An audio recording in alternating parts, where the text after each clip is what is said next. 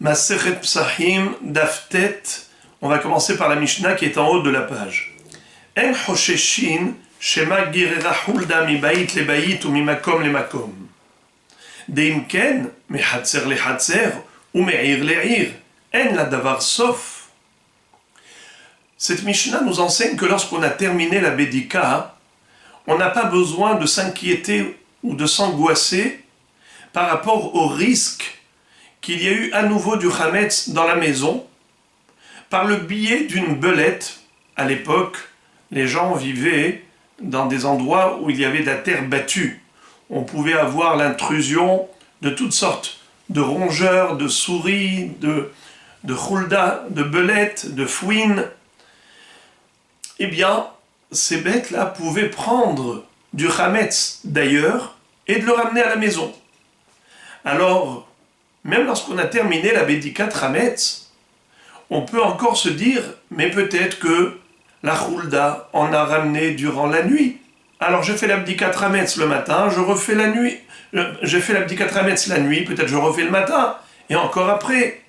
Non, ce n'est pas la peine de s'angoisser inutilement. En Chosheshin, Shema Gerera Khulda mi Bayit le Bayit, ou mi Makom le Makom. On ne craint pas que la Khulda, la belette, ait ramené du Hametz d'une maison à l'autre, d'une maison où on n'a pas encore fait l'abdika, vers une maison où on a déjà terminé l'abdika. Ou mi Makom le Makom, ou bien d'un coin où on n'a pas encore fait l'abdika, vers un coin où on a déjà fait l'abdika. Des imken, car si c'est ainsi que tu vas craindre une chose pareille, mechatzer le chatzer, ou me'ir le ir, en la davar sof, alors tu auras exactement la même crainte lorsque toi tu as terminé toute la maison de ton chatzer. Toutes les maisons de ce chatzer-là ont déjà été vérifiées, mais les maisons qui sont dans l'autre chatzer des voisins, là-bas ils n'ont pas encore fait l'abdika. Alors il faudra craindre que la belette ramène du Hametz de là-bas vers nos maisons à nous, où on a déjà fait l'abdika. Ou bien pire encore, même si toute la ville a déjà fait l'abdika de Hametz, mais peut-être que la Khulda va aller chercher du Hametz d'une autre ville et ramener dans notre ville à nous. Eh bien, en Davar Sof, il n'y a pas de fin à toutes ces craintes et ces angoisses. C'est la raison pour laquelle ce n'est pas la peine de se prendre la tête. Une fois que tu as fait l'abdika convenablement, tout va bien. Tu ne vas pas recommencer sans cesse l'abdika. Entre parenthèses, pourquoi j'ai dit mechatzer le chatzer? J'ai dit d'une maison de la cour d'autrui vers notre maison à nous. Pourquoi je n'ai pas parlé de chatzer, de la cour? Rashi nous dit que la cour elle-même, évidemment on a déjà appris qu'elle n'a pas besoin de bdika. Il y a des corbeaux qui liquident le Hametz qui est là-bas. Alors pourquoi est-ce qu'on a besoin de parler de chatzer? Rashi dit que c'est bayit sheba chatzer, les maisons qui sont dans la cour. La Gemara maintenant fait la déduction suivante. Tama de lo chazina de shakal, ha chazina de shakal, haishinan, ubae bedika, ve amai nima achalte.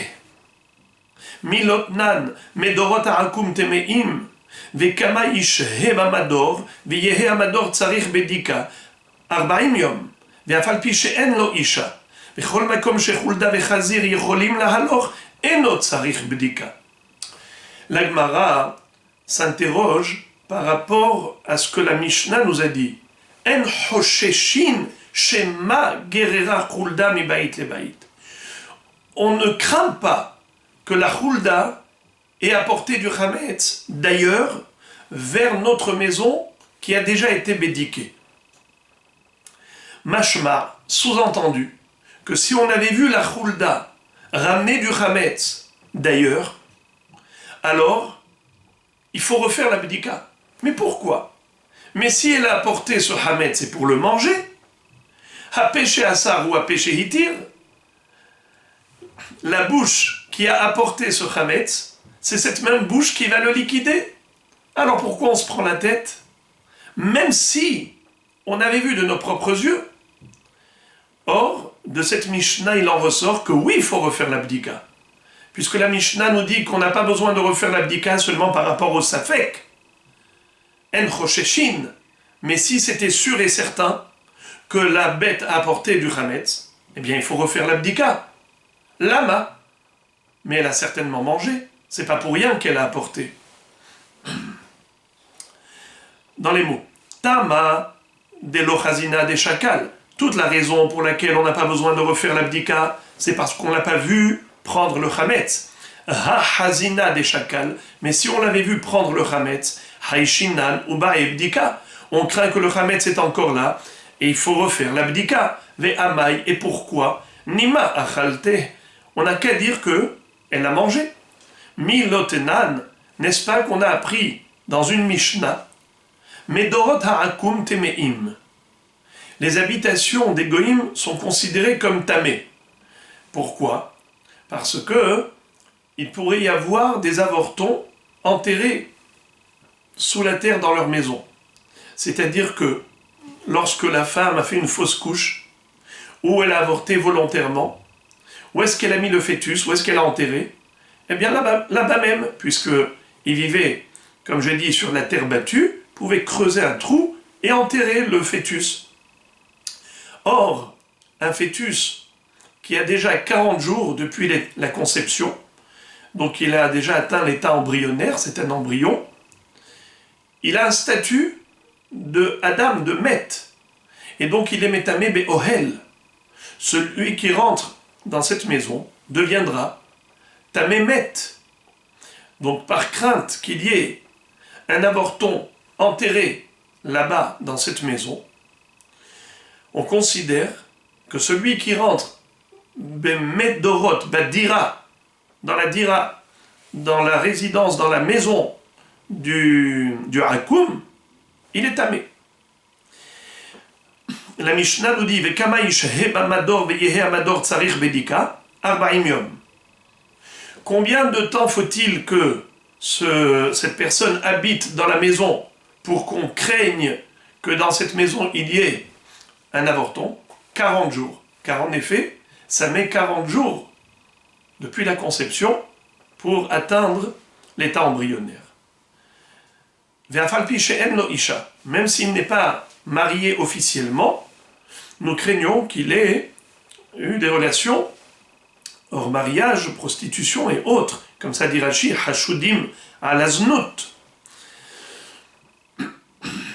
Alors, après 40 jours, si par exemple, on veut rentrer dans cette maison, si on est Kohen, il faut une bidika, ou bien si par exemple, il a quitté l'appartement et on veut prendre cet appartement par la suite, il faut faire une bidika, il faut creuser et voir s'il n'y a pas un fœtus enterré là-bas. Sinon, on devient impur. Et tmémet, ensuite, si on touche la terouma elle est tméa, on n'a pas le droit de toucher la terouma. Un Kohen, il ne faut pas qu'il rentre ici. J'ouvre une parenthèse. Rashi Kadosh nous dit que Bémet, il y a une mahloket entre Rabbi Shimon et Chachamim, à savoir, est-ce que les goïms ont une atmet, l'impureté relative au cadavre, oui ou non? Un juif, il est métamé lorsque on a un défunt, le corps d'un mort juif, il communique de la Tum'a, soit Bemaga en le touchant, soit Bemassa en le portant, même sans le toucher, soit Be'ohel si on est sous le même toit. Ou bien si par exemple, on a surplombé on a enjambé une tombe, eh bien la Tum'a du mort, elle monte vers là-haut, et on est soi-même le Ohel. Et donc on est tamé. Est-ce qu'un goy est tamé Be'ohel? Bemaga ou Bemassa, oui. Mais Be'ohel, c'est mahloket. Selon Rabbi Shimon Bar Yochai, non. Selon Rabbanan, oui. Donc forcément, cette Mishnah, elle va d'après Chachamim, qui prétendent que même le goy a une tum'at ohel. C'est la raison pour laquelle Medorot ha'akum temeim. Jusqu'ici, ok, on a compris, mais c'est pas ce qui nous concerne. Ce qui nous concerne, c'est la suite. Vechol makom, shehulda, vechazir, yecholim lahaloch, et notre tzarich bdika. Mais dans une résidence où circulent des porcs, hazir ou hulda, des belettes, des fouines, pas besoin de faire l'abdika. On n'a pas besoin d'aller chercher et voir si sous le sol il y a des fœtus. Car même s'il y en avait, alors ces animaux-là auraient flairé, ils auraient déjà dévoré ce fœtus, cet avorton. Fin de citation de la Mishnah. Qu'est-ce que nous voyons? Nous voyons que la hulda, elle va manger, elle va dévorer l'aliment qu'elle trouve. Donc, si c'est valable pour le fœtus, ça devrait être valable également pour le pain. Alors pourquoi est-ce que notre Mishnah nous a dit que on n'a pas besoin de faire l'abdika seulement si on n'a pas vu? Machma que si on avait vu la hulda ramener du pain, du chametz, il faut refaire l'abdika. Ma pitom, mais elle a mangé, elle a certainement mangé.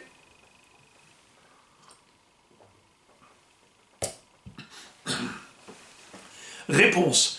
Amar Rabbi Zera Lakashia. Ce n'est pas contradictoire. Les deux Mishnayot ne se contredisent pas. Habe basar ve habe lechem. Notre Mishnah nous parle du chametz, c'est du pain. La Mishnah qu'on a citée, elle parle du fœtus, c'est de la chair humaine. Be basar lo meshaira. Be lechem meshaira. La chair, la viande, c'est appétissant pour la bête. Elle dévore tout. Elle liquide totalement ce fœtus. Elle ne va pas en laisser. Tandis que le pain, ce n'est pas aussi bon, aussi appétissant pour la bête. Elle en mange à satiété. Mais une fois qu'elle est rassasiée, elle va en laisser. Donc, voilà pourquoi. Si on avait vu la hulda rentrer avec du chametz, il faut tout de même faire l'abdika, parce que ce n'est pas sûr qu'elle ait tout mangé. Même si elle a mangé une partie, fort possible qu'elle en ait laissé. Ça, c'est la réponse de Rabbi Zera. Mais Rava prétend que la question ne commence même pas. Amar Rava, haïmaï. Mais c'est quoi cette kushia? C'en est pas une. Pourquoi? Bish la mahatam imur hava imur lo hava. Veim timtse lomar hava imur achalte. Avalacha devadai de hazina de shakal mi yemar de achalte. Have safek uvadai. Ve'en safek motzi mide vadai. Alors là, Rava nous enseigne une notion qui s'appelle en safek motzi mide vadai. Lorsqu'on a une certitude, eh bien le safek, le doute, ne suffit pas pour nous faire sortir de la certitude.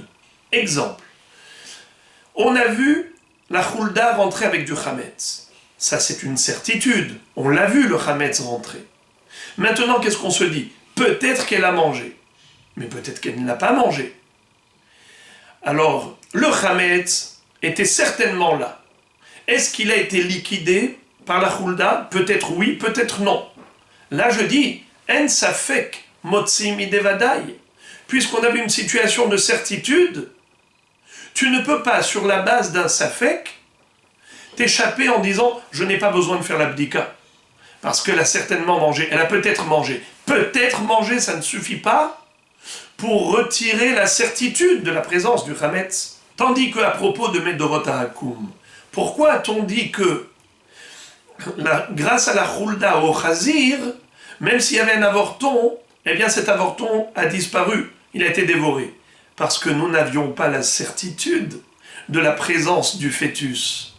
C'est une supposition. Peut-être qu'il a enterré là-bas un fœtus. C'est peut-être. Alors il est suffisant pour dire que peut-être la hulda l'a dévoré, pour dire que tout va bien. Étant donné que le issour, il est peut-être, même le héter, on l'obtient par le peut-être. C'est un safek, s'il y avait un fœtus, un obar. C'est un safek si la bête a dévoré. Eh bien, un safek motzi mide safek, aval en safek motzi mide vadai. Donc, Rava dit, il n'y a aucune contradiction, puisque les contextes sont différents. La Mishnah Psachim et la Mishnah Aholot n'ont rien à voir. La Gemara objecte. Elle rebondit sur ce yesod, cette belle halakha que nous a enseigné Rava maintenant. C'est un principe. En safek motzi mideh vadai. La Gemara dit, je vais te démontrer le contraire.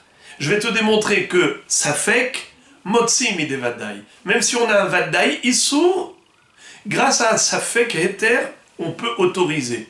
Où est-ce qu'on voit ça?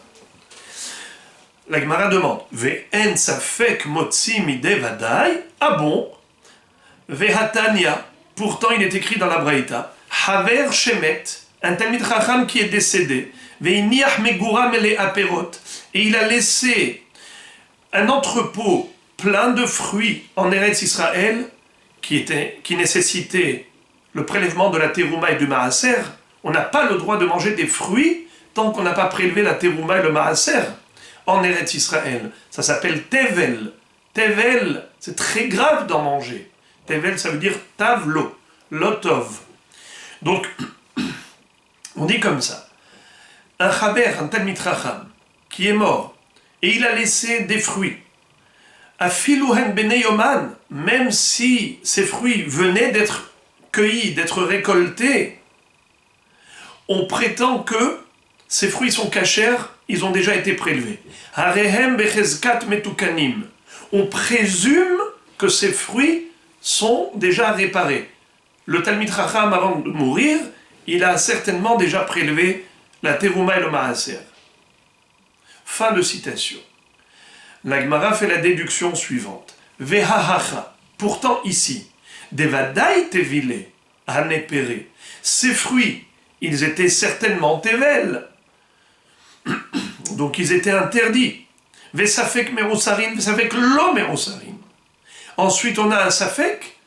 Est-ce qu'il y a eu prélèvement, oui ou non? Et qu'est-ce qu'on dit? En général, un Talmid Chacham, dans la majeure partie des cas, il a déjà prélevé. Donc, tu peux manger ces fruits. Qu'est-ce qu'on voit ici? Vekaate safek. Ou motzi mideh vadai. Là, tu vois que le safek, il est motzi mideh vadai. On était sûr que les fruits étaient interdits, qu'ils étaient tevel. On n'est pas sûr et certain que le Talmid Chacham les a prélevés. On dit becheskat metukanim. On présume, mais ce n'est pas une certitude. Tu vois que l'incertitude suffit pour nous sauver de la certitude.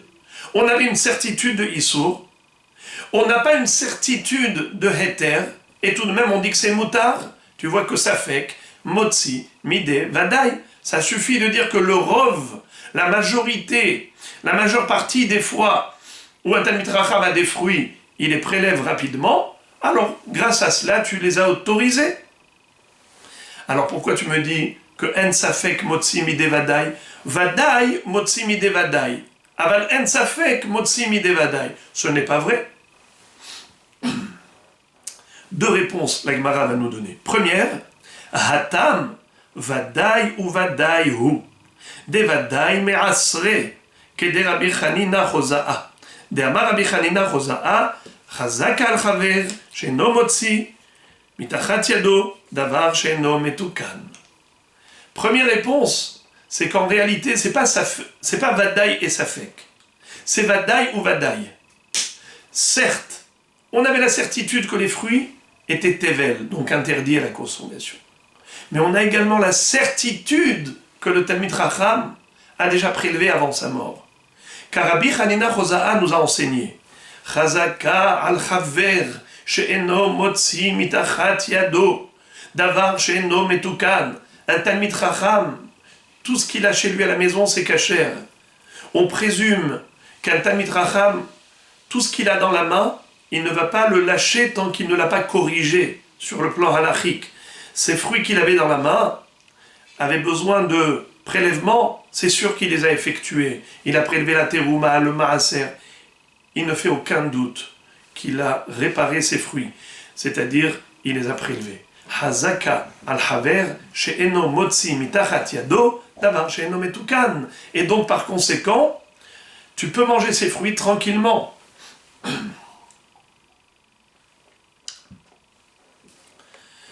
Voilà donc c'est Vadaï ou Vadaï. Veiba itima, deuxième réponse, c'est que c'est Safek contre Safek. Safek ve Safeku. Dilma merikara imur de la tevile, ke Rabi Oshaya. Dama Rabi Oshaya, ma'arim adam al tevuato machnisa bamot shela, kede shete bemto ochelet, uptura mina maaser. Rabbi Oshaya nous a enseigné une ruse halachique. Comment on peut contourner le devoir de prélever la terouma et le maaser. Pour que les fruits soient considérés tevel et par conséquent soumis au prélèvement, Minatora, ce n'est que si on a rempli deux conditions. La première, c'est qu'on a achevé le travail agricole. On a déjà séparé les grains de leur écorce, on a déjà vanné, trié, tout va bien. Maintenant, on fait rentrer dans la grange, on fait rentrer par la porte d'entrée de la maison, Shir Upene Habayit, et pas par la fenêtre, pas par le toit, par le Velux. Non, il faut que ce soit fait de manière normale. Alors, deux conditions. Premièrement, terminer le travail agricole. Deuxièmement, l'introduire dans la grange, Mishir ou Pene Habayit.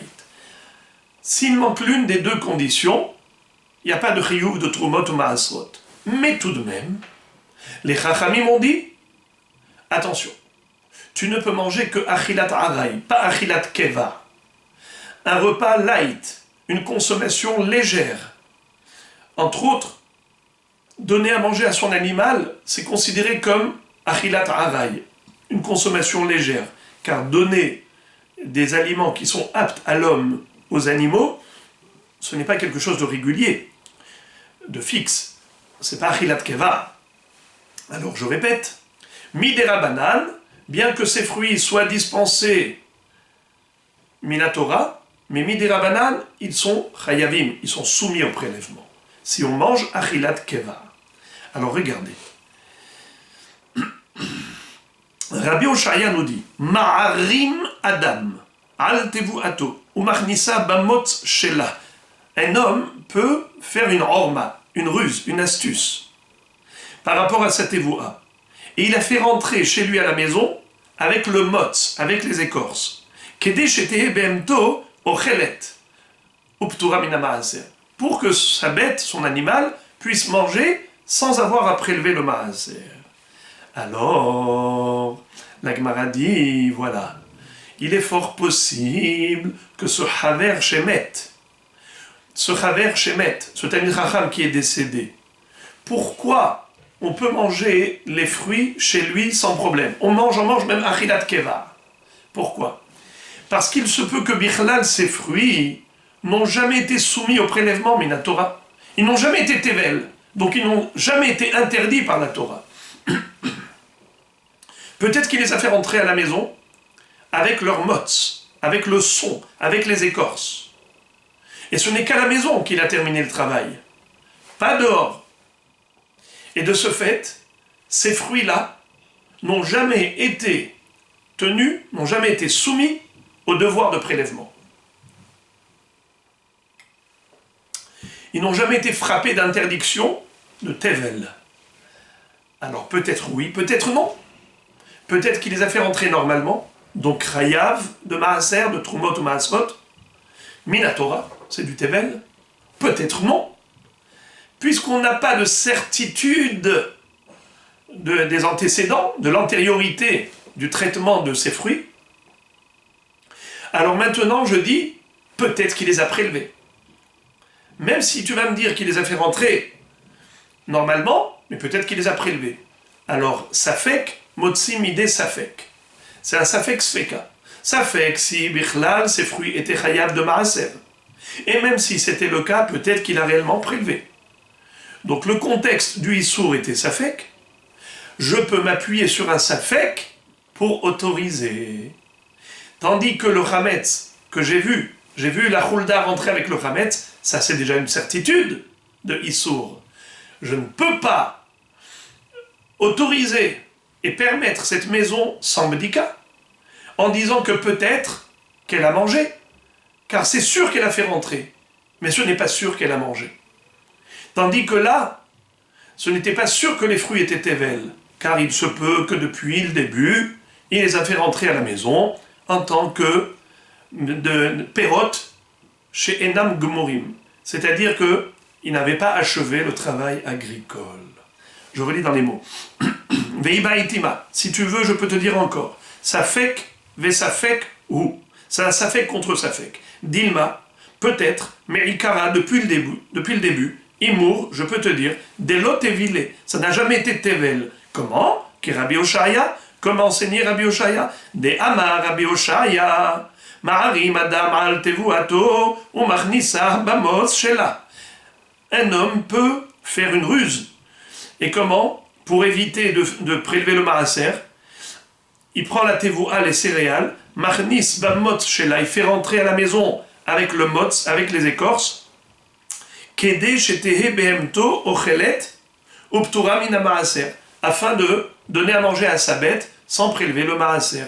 Puisqu'on a dit que la consommation de la bête est considérée comme achilat haraï, il n'y a même pas d'interdit rabbinique. La achilat keva est interdit que pour l'homme.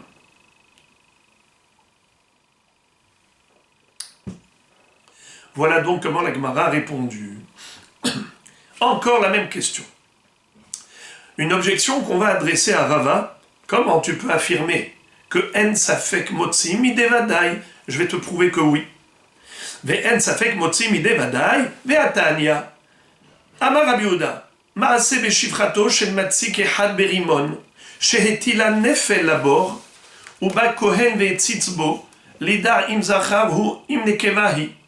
ובא מעשה לפני חכמים וטיהרוהו מפני שחולדה וברדלס מצויים שם והאחה דוודאי הטילה וספק גררוהו וספק לא גררוהו האישתה וקראתי ספק ומוציא מידי ודאי. La Gemara pose une question très forte. Elle dit que nous avons une baraïta qui nous enseigne, qui nous raconte plutôt une histoire à propos de Tum'at Met. La Tum'a que communique le mort par le Ohel. Il était une fois dans une ville qui s'appelait Rimon, un homme qui était alim, un homme assez violent, qui avait une chifra, il avait une servante, qui avait fait une fausse couche. Qu'est-ce qu'elle a fait? Elle a pris son avorton et elle l'a jeté dans le puits. Je répète, Amar Abuda, c'est Abuda qui raconte. Maaseh Beshifrato shel metzik ehad berimon.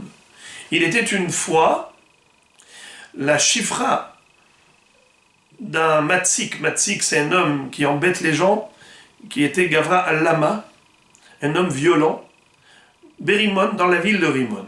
Shehetila nefel labor. Elle avait jeté un nefel, un avorton, un fœtus mort, dans le puits. Et ensuite, on s'est posé la question.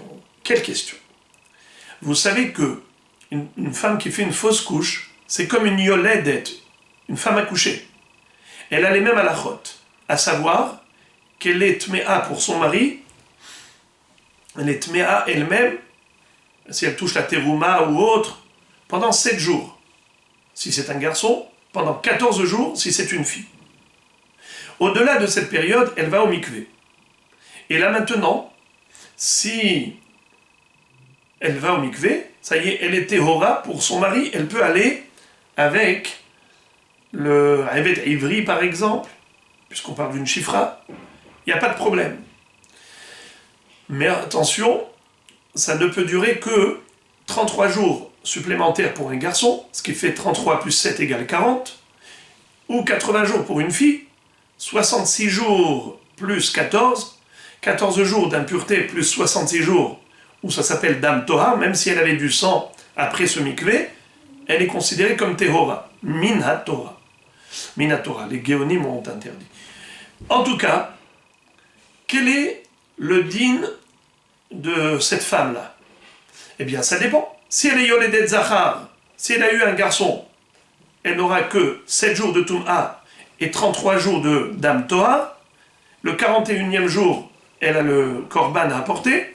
Si c'est une fille, c'est le double. 14 jours de Tum'a, 66 jours de Dam Toha. Le 81e jour, elle doit apporter un korban. Tout cela, c'est dans la mesure où On sait quelle était la nature de ce fœtus, garçon ou fille. Le problème, c'est qu'elle a jeté sans vérifier. Alors, de manière spontanée, elle a appelé un homme qui était dans son environnement, dans son entourage. C'était par hasard un Cohen.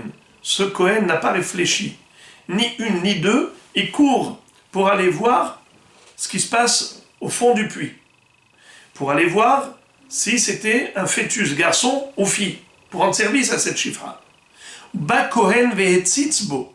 Déjà, ce Cohen n'avait pas à faire une chose pareille, car dans la mesure où c'est un fœtus, donc il y a une toum atmet, il n'a pas le droit d'être lui-même le ohel amet. Donc, nous dit Tosfot, Cohen shoté hava. C'est un fou, ce Cohen-là. Mais ok, il a fait ça spontanément. Maintenant qu'il a fait, donc il est tamé.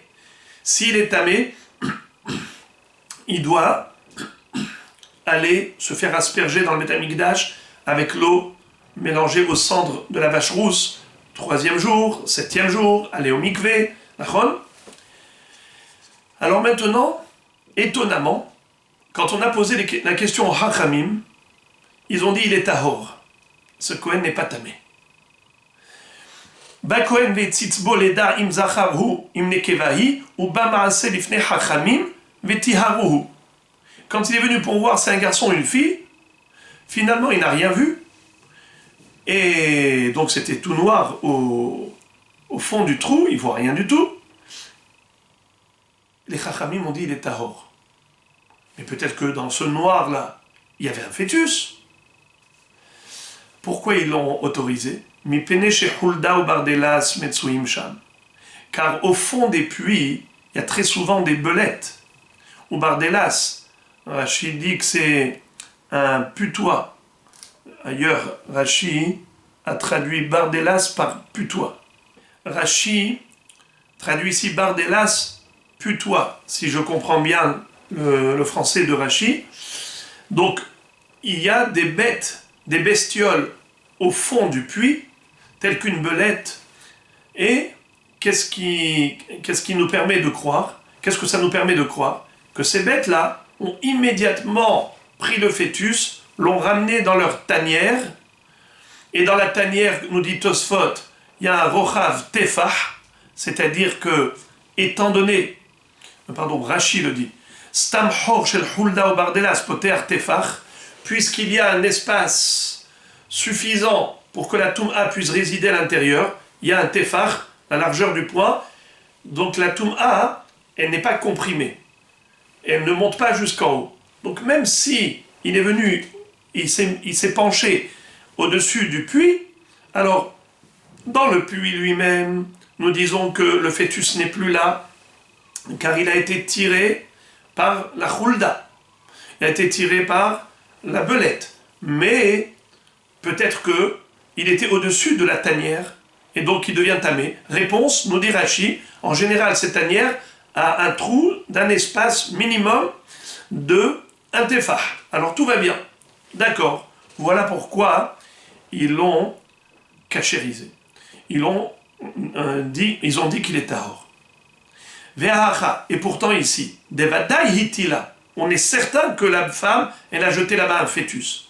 Ve'safek gareruhu, safek lo gareru aishata. Et on n'est pas sûr, et certain à 100%, que juste à ce moment-là, quand le Kohen est arrivé, que la Hulda a tiré vers sa tanière ce fœtus. Tu présumes, mais tu n'es pas sûr. Vekat et safek komotsi midevadai. Et tu t'es appuyé sur l'incertitude pour cachériser ce qui était vadai tamé. Ça veut dire qu'on était sûr qu'il y avait un fœtus. Ça, c'est une certitude. Et le Kohen ensuite est venu. Tu dis qu'il est tahor, pourquoi ? Parce que peut-être que la Hulda a déjà tiré le fœtus vers sa tanière. Donc au moment où il a surplombé le puits, il n'y avait plus de fœtus.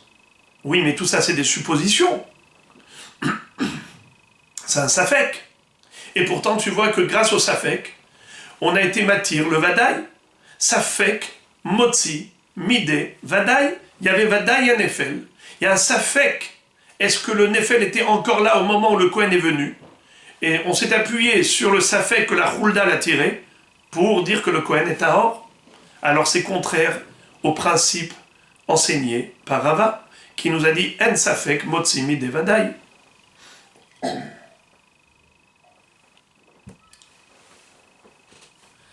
La Gemara répond,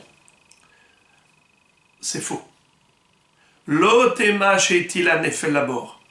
Et la image pila kemin nefel labor. Veve safek ve safek.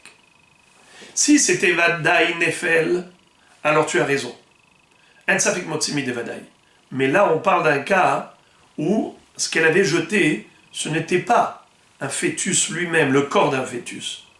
Elle a jeté la pochette amniotique. Et donc, quand elle a jeté à l'intérieur, elle ne savait pas qu'est-ce qu'il y avait dedans. Peut-être qu'il y avait un néphel, peut-être qu'il y avait en effet un fœtus, soit garçon, soit fille, mais peut-être qu'il n'y avait ni garçon ni fille. C'était une poche d'air, ce qu'on appelle un œuf clair. Et donc, peut-être que c'était que du rouar.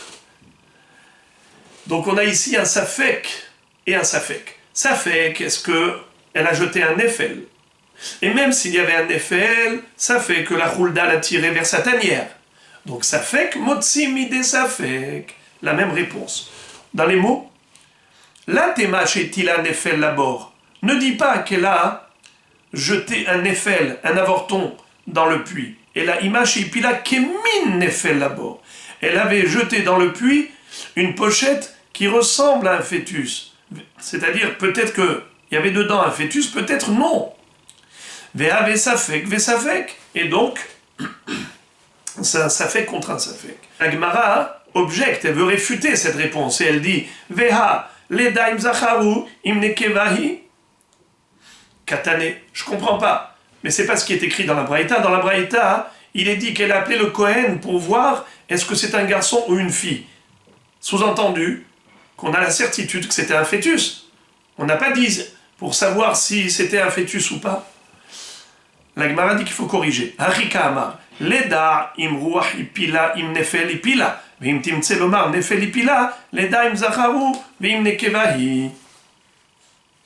En fait, bien que la Braïta était succincte, mais il faut ouvrir une parenthèse dans la Braïta et dire que, en effet, quand elle a appelé le Kohen, c'était pour toutes ces vérifications à la fois. Premièrement, pour vérifier si dans cette pochette il y avait un fœtus, et deuxièmement, si c'était un zachar ou nekeva, dans l'hypothèse que c'est un fœtus. Dans les mots, leda im zacharu im nekevahi, leda im ruach ipila im nefel ipila. Peut-être que c'est juste une poche pleine d'air, ruach, im nefel, ou un fœtus. Veim timtselomar nefel, et même si tu vas me dire que c'était un nefel, dans l'hypothèse où c'est un nefel, leda im zachar im nekeva. Elle voulait savoir si c'est un garçon ou une fille. Donc en effet, il y avait trois hypothèses. Soit garçon, soit fille, soit rien. Deuxième réponse, Vei bae tema. Et si tu veux, je peux te donner même une deuxième réponse. Hatam vadai ou vadaihu. En réalité, le cas de la chifra, c'est pas vadai et safek. C'est vadai contre vadai. C'est vrai que vadai qui avait un fœtus, pas une poche pleine d'air, c'était un vrai fœtus. Mais c'est aussi vadai que immédiatement la Hulda, la belette, a tiré ce fœtus vers sa tanière. Ça c'est vadai, qu'elle a fait immédiatement. Donc au moment où le Kohen s'est penché, c'est évident qu'il ne s'est pas penché sur un fœtus. Voilà pourquoi Chachamim m'ont dit qu'il est tahor. Même si ça va mettre du temps à la Hulda de dévorer ce fœtus, elle ne va pas le faire très vite. Mais ce qui est sûr, c'est que très vite elle a ramené dans son trou, dans sa tanière. Donc au moment où le Kohen est venu, il n'y avait plus de fœtus dans le puits. Répétons, Veiba etima, si tu veux, je peux te donner une deuxième réponse. Hatam vadai ou vadai. C'est un vadai qui est motzi mide vadai. C'est pas un safek motzi mide vadai. Kevan de Hulda ou bardelas metsuim sham, puisque ces bestioles se trouvent là-bas au fond du puits, vadai gareruhu beishata, c'est sûr qu'ils ont tiré le fœtus vers leur tanière au même moment. Nehi Deshayure Meshaira, même si ça prend du temps, et ils vont laisser peut-être encore un morceau pendant un certain temps, mais le Kohen n'a pas été ma'ahil dessus. Il ne s'est pas penché sur ce morceau. Pourquoi? Migrar mihat vadai gerarum beishata. C'est sûr qu'ils ont tiré le fœtus vers leur tanière à ce moment-là. Alors là, je saute les parenthèses. Très bien. Donc, on résume. On avait une Mishnah, on a fait une déduction d'un Mishnah, on a eu une Kushya, c'est-à-dire contradiction entre la Mishnah de chez nous et la Mishnah à Holot. Ensuite, Rabbi Zera a donné une réponse, Rava a donné une autre, la Gemara a tenté de réfuter la réponse de Rava par deux démonstrations, et à chaque fois, elle a répondu au profit de Rava.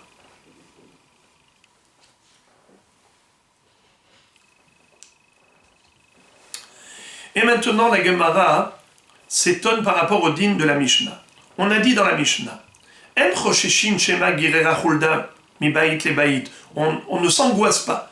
On ne craint pas qu'après l'abdika, que peut-être la belette, la chulda, a ramené du chametz d'ailleurs où il y en avait, vers ma maison où il n'y en avait plus. On ne craint pas ça. Parce que sinon, il n'y a pas de faim.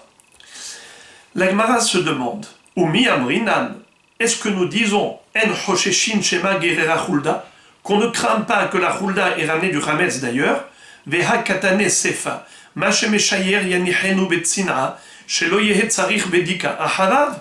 Pourtant, il y a écrit à la fin d'une Mishnah dans Daf Yud Amud Bet que lorsque la personne a terminé la Bédikat Hametz, ce qui reste, qu'elle doit brûler le lendemain matin ou qu'elle doit manger le lendemain matin, il faut le garder avec beaucoup de précautions pour pas que une chulda vienne et prenne ce Hametz et qu'elle le disperse ailleurs. Justement, ça veut dire qu'on ne veut pas qu'il y ait ni chulda, ni un enfant, ni un bébé. Shelo yehe tzarich bdika acharab. Alors, je ne comprends pas pourquoi tu dis en chosheshin. Pourtant, on a dit qu'il faut garder précieusement parce qu'on est choshesh. Amar Abaye. Abaye va donner une réponse. Et ensuite, Rava va réfuter la réponse de Abaye, il va en donner une autre. Amar Abaye, la kashia. Ha be'arba asar, ha bishlosha asar. Bishlosha asar de shachriya harifta, bekulhu bate lo matznea. Be'arba asar de lo shri harifta, bekulhu bate matznea. Pourquoi il faut garder précieusement? Parce que nous craignons que la chulda ramène du chametz, non pas le soir même, mais le matin. C'est-à-dire, le soir, elle voit du chametz partout, donc elle ne s'inquiète pas. Elle n'a pas besoin d'aller voler du chametz pour le garder ailleurs, parce qu'elle en voit partout. Ça, c'est le 13 au soir. Mais c'est pour cela que on dit En chosheshin shema girera chulda. On ne craint pas qu'après l'abdika, elle a été ramenée d'ailleurs. Pourquoi? Elle n'a pas besoin de ramener d'ailleurs. Par contre, le matin, tôt le matin, où elle voit qu'il n'y a plus de chametz dans les maisons, alors dans ce cas-là, elle va cacher. Elle va prendre du chametz d'ici et elle va le cacher ailleurs pour se ravitailler, pour s'approvisionner. Alors là, tu dis, fais attention, garde bien précieusement, c'est-à-dire avec beaucoup d'attention et de scrupule, ton chametz, de peur qu'elle vienne et qu'elle en prenne. Quand est-ce qu'elle va en prendre? Pas le 13 au soir, mais le 14 au matin, tôt. Parce qu'elle voit qu'il n'y en a plus du chametz. Je répète. Amar Abaye la kashia. Ha be'arba'a asar, ha bishlosha asar. Bishlosha asar de shachriya harifta bekulhu bate lo matznea.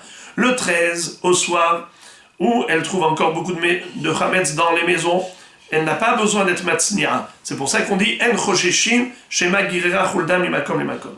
Par contre, be'arba asar, le 14, de lo shechi harifta. Il n'y a pas du pain fréquemment, c'est-à-dire on ne trouve plus de pain dans les maisons. Bekulhu bate matznea. Là, il cache. Là, il est intéressé de voler d'un endroit du pain pour le cacher, pour garder les provisions. Amar Rava.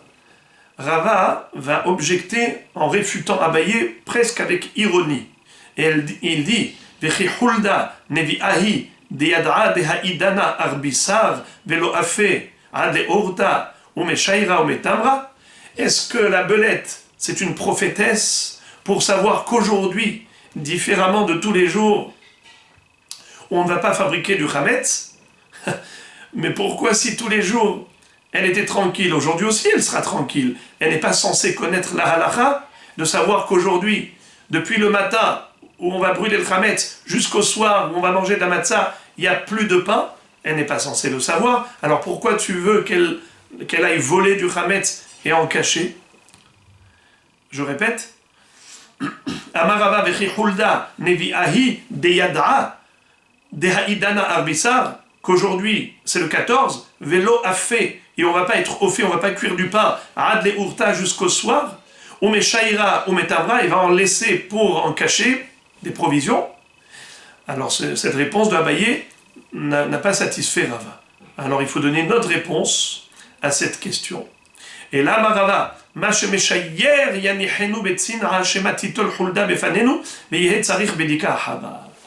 tu veux savoir pourquoi la Mishnah suivante te dit de cacher avec précaution le chametz que tu as retrouvé dans l'abdika?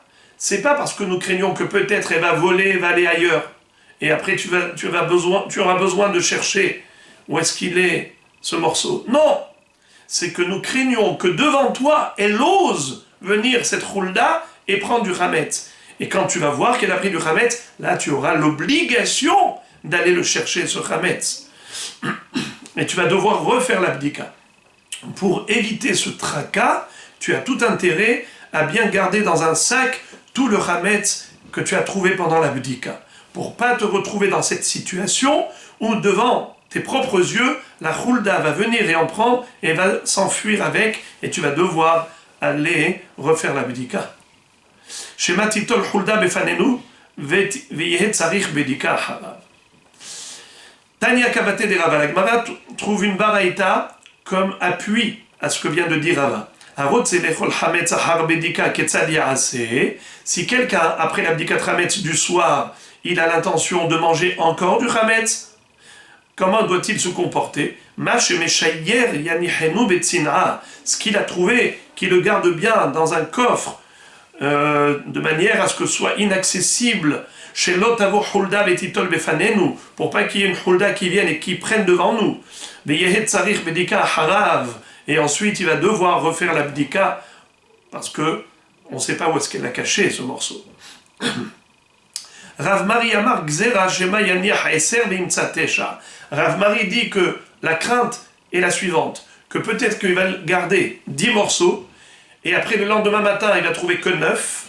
Donc, on sait pertinemment qu'il en manque un, il va devoir refaire l'abdika, parce que c'est pas un hashash, c'est pas juste un risque, c'est sûr et certain qu'il en manque un, donc il faut refaire l'abdika. Pour éviter ce casse-tête, il faut garder dans un sac, dans une boîte, le chametz qui lui reste après l'abdika.